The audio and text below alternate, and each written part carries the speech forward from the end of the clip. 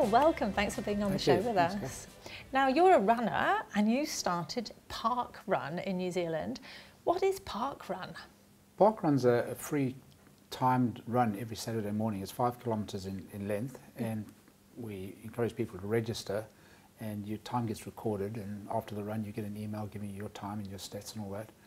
And it's basically global. It started in the UK in about 2004, if I remember correctly. Right, yeah. So you encountered it and brought it over to New Zealand? Yeah, well, we were approached by a very good friend of mine, Paul St Hewitt, who founded it in the UK.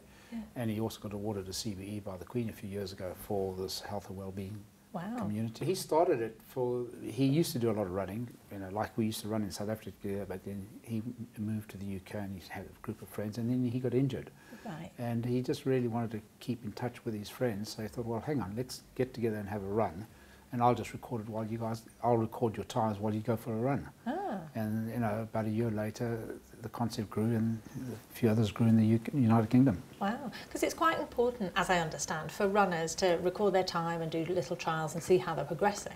Well, it's good motivational from that point of view, but I think the biggest thing about Parkrun is because it's a community thing, you know, it's a lot easier to get out of bed and go for a run if you're going to join someone than actually to get out of bed and go by yourself. Yeah. So there's this like community on a Saturday morning that you know are going to be running at, you know, one of these parks around the country. Right. I'll go run and join them. Right, and they're all over the country. Yeah, well, we've got 29 in New Zealand at the moment. Wow. You know, and it's growing steadily. And around the world there's just over 1,900.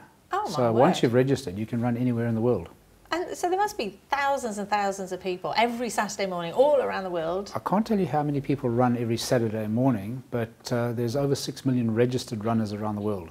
Wow. You know, that is huge. So if you said you just registered. I registered, but I don't really know what I've registered for. No, but if you look at your barcode, you'll see your number on it. So if you registered recently, it'll be high 5 million or early 6 million. Oh, my word. Your barcode number. And it's not just for kind of the keen athletes, is it? No, no, no. It's you know, it's called Parkrun, but it caters for everybody. So yes, you're going to get the headbangers up front who are dead keen, but we've got a, you know, it's all run by volunteers, and one of our volunteers is a tail walker. So there's always somebody right at the back of the field walking, so you never feel that you've been left by the pack. There's somebody right behind you in a high-vis vest that actually is there to look after the last runner. That's awesome, because that is everybody's kind of fear, particularly if they're starting out. You know, am I going to be the last one? No, no. As I said, so our times at the run venues range from the people, you know, setting the world alight in 17, 18 minutes to an hour.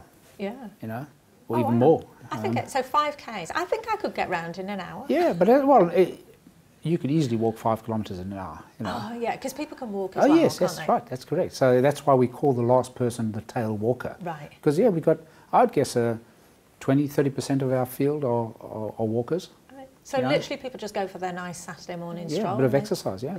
And I heard you can take dogs.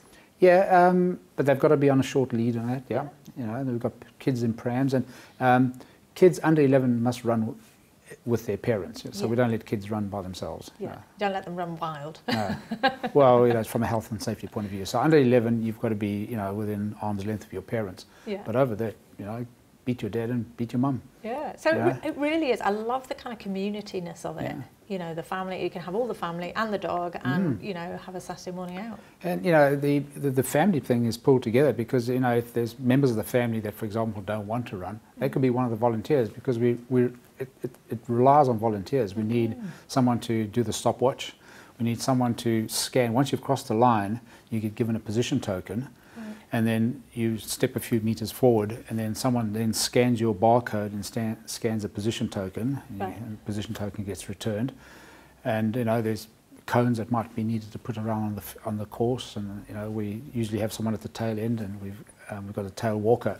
Yeah. So those are all volunteers. So members of the family that don't want to run could actually volunteer from time to time. So literally participating in it as a walker or a runner doesn't cost you anything at all? No, not at all. That's incredible. Yeah, and as I said, once you're registered, you can run anywhere in the world. Yeah. So the number of parkrun tourists we get every year, you know, if we just take the summer months, and we are regulars at the Cornwall Park one. In the months from mid-December to February, March, and we welcome all our first timers every time, and we welcome visitors, and there's 20–30 visitors every Saturday. Wow. You know, I'm just taking Cornwall Park as one that I'm very familiar with. Yeah. Yeah. You know. I think that's incredible. So it's a great community, not just, you know, wherever you live, but for overseas as well. Well, it's basically a global community, because, you know, once you know about Parkrun, once you've registered, you can go anywhere in the world and run. Yeah. And it's, you know, you know that you're going to meet somebody. So, you know, if you're traveling and the best thing to do is to say, well, hang on, is there a park run in this particular town on a Saturday? And, you know, pitch up there, and then you're going to meet like-minded people. Yeah. You know, and create that, you know, that connection. Yeah, you could literally park run your way around the world, couldn't you? Well, you'd be amazed at the number of international parkrun tourists that there are. Yeah. You know, and there are people who go around to see how many they can run. Yeah. And some of them, for example, have tried to see if they can run a park run that starts with each letter of the alphabet. You know, so you get these crazy park run, you know, people that are addicted to the thing. So, as I said, going through the alphabet, for example. Yeah, awesome. And there's milestone T-shirts as well. Yeah. So there's different stages, but, you know, the first one that everybody aims for is the 50. It's a nice red T-shirt. Oh, I like red. You know, you know, and you know, at every park run on a Saturday morning, we actually congratulate those people who are getting their milestone T-shirts on that particular day. And another very sought-after T-shirt is the volunteer T-shirt. Once you've volunteered 25 times, you get a T-shirt as well. Well, I have to say that is a really cool take on running, and I think it takes some of the, you know, the kind of that we sometimes feel about running. Well, as I say, it's that point that it's a lot easier to get out of bed if you're going to run with friends or other people, than to say, oh, I've got to go on my own type thing this morning. Yeah. Brilliant. Well, listen, thank you so much for joining us here today. It's been a pleasure to hear about Parkrun. Thanks.